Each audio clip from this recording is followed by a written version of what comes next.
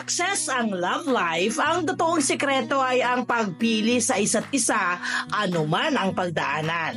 Mula sa mga pagtutol ng ibang tao hanggang sa mga naluging negosyo, ang mag-asawang si Tatay Alfredo at Nanay Elizabeth del Rosario ay laging magkakampi sa lahat. Kaya ang kanilang pagsasama sa loob ng 45 years, mas tumatamis pa. Sa loob ng 45 taong naming pagkasama, inisiguro namin na hindi na wala yung aming quality time. Yung panonood halimbawa ng sine, tapos baon lang namin, hopya, siomai, at may tubig na, okay na sa amin yun lang. Wala nang problema. Masaya na kami yun. Kikiligin kayo ngayong umaga sa ating Kwentong Kabarangay.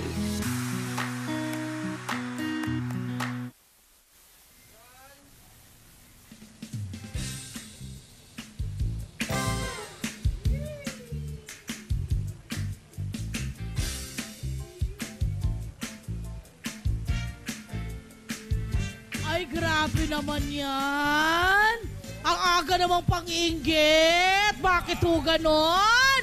Magandang umaga! Maganda at matamis na umaga po, Tatay Fred and Nanay Beth del Rosario. Pasensya na, ang laki ng sinubo ni Tatay na. hindi makasalita tuloy si Nanay Beth. Kumusta kayo, Tay? Si Tatay Fred muna. Yes! Wow, friend. Mini-make sure nila na sila ay nagdi-date. Oo. Twice a month, tama po ba? Twice So for a month. 45 years po kayong nagsasama na. Sa 45 years po yun, lagi po kayo nagde-date twice a month. Opo. Sino po nagbigay ng idea na ito? Parehas po. Parehas Lang kami dalawa. Mutual. Bakit ano mo yung napansin nyo nung parang over the years na pag nagde-date po kayo ng kayo lamang, ano yung parang ano yung napansin yung pinagtibay ba yung pagsasama nyo? Mas naging sweet ba kayo? Paano po ba yung Tay? Siyempre, sweet po. Tapos pag kami dalawa pa magkasama kasi bonding na po namin. Kailangan talaga merong oras na para sa mag-asawa lamang na labas yung mga anak. Tama. Tapos ano pong tipo ng movie o sine ang pinapanood nyo po? Love story, mga Love ganon. story, mga ganyan. Yan. Depende po kung ano yung matay Comedy. Tapos, pagkatapos yung manood, pinag-uusapan niyo rin. Kwento. Pinoy na Pinoy yun, my friend eh. Napanood na natin pareho, pag-uusapan pa rin natin yung inyong napanood. Tapos ano pong baon nyo? Hopya. Hopya!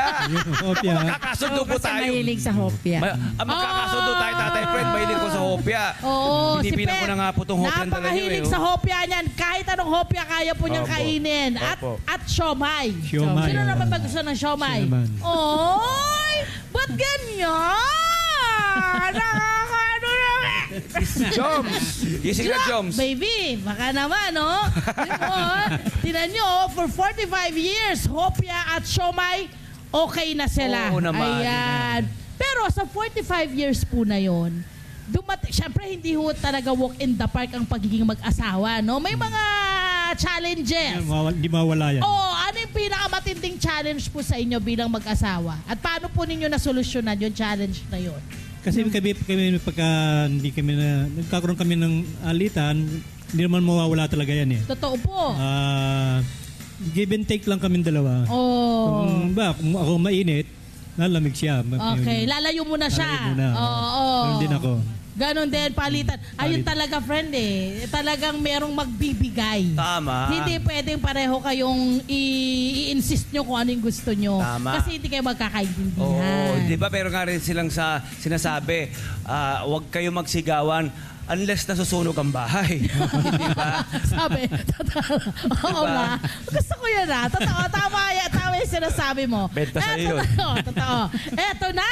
Ay, ang ganda daw ng kanilang love story eh. Yung kanilang, talaga daw, matindi ang inyong love story. Paano po kayo nagkakilala? Paano po kayo nagkaligawan?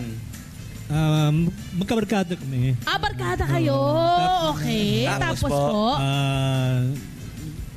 Sa kami nakarating, masyal-masyal, kada, hinatid sundo ko siya. Oo. So, lagi kayong magkasama Lagi na. kayong Ilang magkasama. taon kayo nito?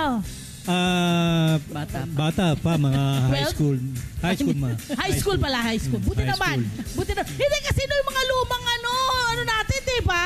Maaga sila nagkakakaswan at parang okay doong mga panahon na yon. Ngayon, hindi na pwede yan. Talagang kukurutin ko na sa singit yung Oo anak. naman, oo naman. Diyan lang, eto na.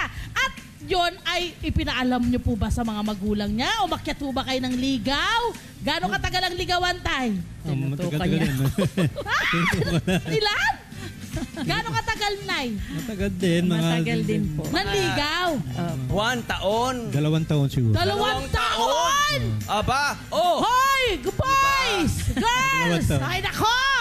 Nako, dito ngayon, Yan text-text yun. lang. Okay Oo. na? Oo. Hindi pwede yun. O, tapos po, okay ba agad ang mga magulang?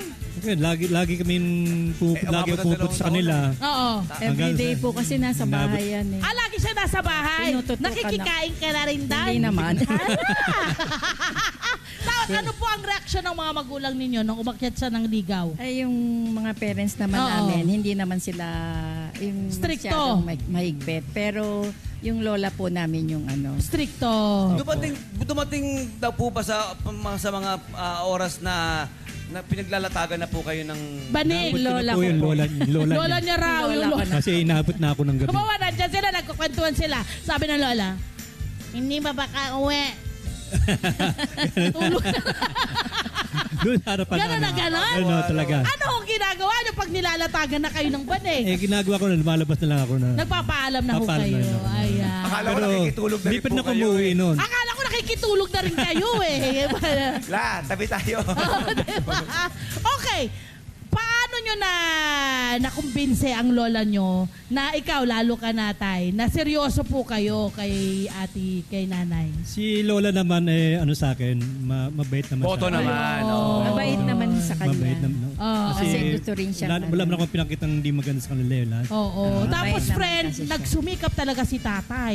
Sa 2 taon pa Oo, naman, di ba? nagsumikap. Kung di mo pa makuha ang loob ng mga magulang ni ma'am, di ba, ewan na lang natin. Ayan, syempre. Correct. Oo. Ilan po yung naging mga supling po ninyo? 5 po. kami. 5. Ano po, at Apat syempre, naman. sila po yung mga professional na po, syempre. Yung tatlo. Yung 2 po. Opo. Oo. Yung 3 daw kasi, Maaga nagsipag. tama po ba, nagsipagtrabaho, my friend. Very good. So, nang nagsipagtrabaho, kumikita na, okay na. Oh, very good. At okay naman Magang ang buhay nakatulong. nila. Okay naman. Ayun. At ang kagandahan yan, my friend, dahil siguradong maganda rin ho ang inyong pagpapalaki. Kayo daw ho ngayon ay kahit na paano binibigyan na ng sustento. Meron Tama na. Very ba? good. Meron naman. Anong pakiramdam na ang inyong mga anak ngayon ay kayo naman ang tinutulungan? Masaya Siyempre, dahil masaya. nakikita ko sa kanila na mulad sila. Okay. At saka, ibig Saka sabihin tama. tumutulong din sa... Opo. Oo. At ibig sabihin tama ang pagpapalaki nyo sa kanila, Oo. hindi po ba? Maski po yung mga apo namin, maayos Oo. Yan ang Ano ang biyaya. sikreto para maitaguyod ang isang pamilya ng kagaya na sa inyo? For Medyo 45 malaki yun, ha? 45 years. Paano ho ang ginawa nyong parang pagtataguyod? Nagtutulungan lang po. Paano? Tulungan kami. Paano ho? Noong pong dumanas kasi kami ng hirap noon, Oo. siya po kahit nagtrabaho siyang naging traffic enforcer. Wow. So, ang daming pinasok na trabaho ni Marami tatay. sari-sari po ang trabaho pinasok ko. Na welder ka raw. Sa Welder pagkakaalam po. ko. Welder, Madami po traffic enforcer. Nagtrabaho ka pa raw sa isang malaking kumpanya. Opo. Anong trabaho mo doon? Noong una, welder ako noon. Welder din. Tapos na-promote ako, napunta ako sa opisina. Oo, nag-business sila, my friend, pero hindi rin naging successful, pero hindi yun naging Hadlang. dahilan para mabuwag. Oo. Hanggang ngayon, nandyan sila. At pinatutunayan, may forever po ba? Meron. Meron! Palapakan natin si Tatay Lalo pag Fred. kayo nagma- Hello po mga Kanet 25! Si Kuya Tony Pet po ito mula sa Love, Tony Pet and Everything. For more Love, Tony Pet and Everything updates, just click on our subscribe button and follow us on our Net25 social media pages at Net25 TV and at Net25 Entertainment Facebook. Magkita-kita po tayo!